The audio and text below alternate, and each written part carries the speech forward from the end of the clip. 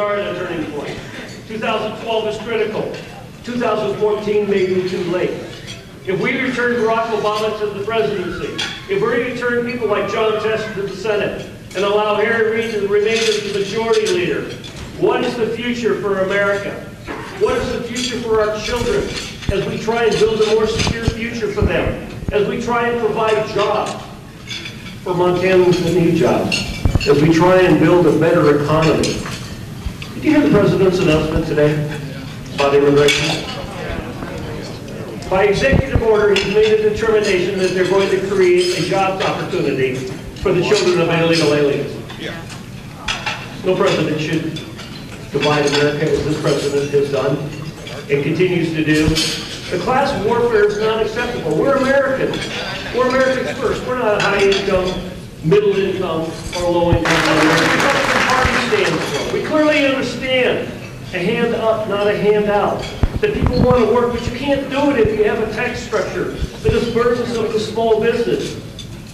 You hear about the Occupy Wall Street. Well, we need to, and we want to, as a Republican Party, liberate Main Street. If we believe in occupying anything, we believe that Republicans ought to occupy the White House. Amen. We have put ourselves at risk because of our economy. Think of what happened in 2009 under the Obama administration and a Democrat-controlled House and Senate. $3 trillion in new spending. On what? The last year of Bush's budget and the first year of Obama's. That was $1 trillion in new spending.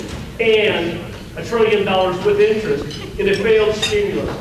And $1 trillion in the president's health care reform that did not reform health care.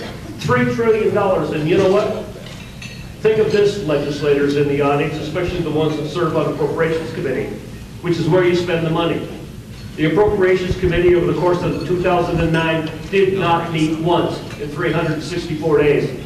That means the President, Nancy Pelosi, and Harry Reid ran through legislation that you're going to pay for and your children are going to pay for. We worry about our kids. We worry about their opportunities. I'm worried about you. I'm worried about my mom and dad. Dad's 83 now, mom's 70. I shouldn't say that, mom gets mad every time I tell her age. 83 and 78, and every day that goes by that we have not turned this economy around is another day lost in their golden years on a fixed income. That is not right. That is not the America that I want to live in. That is not the America that was handed to us, but we jeopardize handing to the next generation.